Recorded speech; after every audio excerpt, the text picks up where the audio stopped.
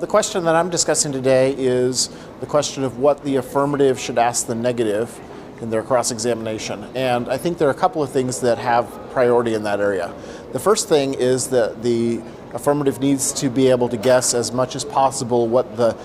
negative will end up advocating by the second negative rebuttal. And so they need to sort out if that's likely to be the status quo, if it's likely to be a counterplan, or if it's likely to be a critique alternative. Obviously, it's not in the negative's best interest to clarify this, but to create many options. And so one of the ways that you can kind of get at that indirectly is to figure out how any of the advocacy options that have been put forth by the negative might play out. Not just determining if counterplans are conditional or if critique alternatives are conditional, but also trying to determine how it is that they solve for the advantages in the case, how it is that they solve for their own net benefits, and basically forcing them to explain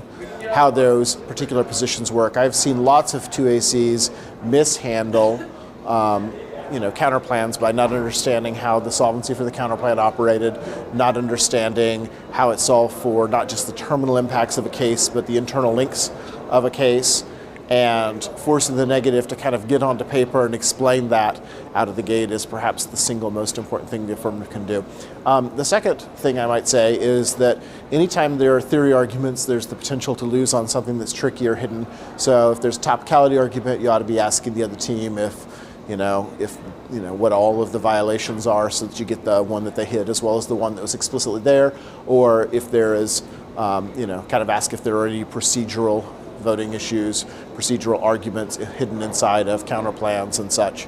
because a lot of judges will not give those the kind of credence that you want if the team, is not forthcoming about that and denies making them. So that's another thing to get them on the record about. The last thing that I want to suggest is that lots of times the affirmative wins a debate round because of uniqueness problems with disadvantages if the negative ends up defending the status quo. And so whenever disadvantages are put forward, I think that the affirmative should be asking questions about how or by what mechanism will the status quo be able to avoid the disadvantage, how will we manage to get a particular piece of legislation through the Congress in the status quo if that's not going to happen in the world where the plan passes, and kind of explore disadvantage impacts from the point of view of, does the status quo solve the impact? Because in my experience, if you ask that question that way, you'll end up with some pretty useful ideas for what you want to say in the next speech. The last thing I guess I want to say about cross-examination that's not particular to the affirmative or the negative is that there are questions that reveal what the other side's argument is. There are questions that are sort of flow-checking questions, and then there are questions that are gotcha questions, which will demonstrate the weakness of the other side's argument. It's awesome if you have tons of gotcha questions. You may end up wanting to push back to later in the cross-ex the flow-checking kinds of questions, because they're necessary, but they're not always very good for your ethos. And so a lot of times people will start with questions that are really, explain what your argument is here, or explain how your argument solves this problem.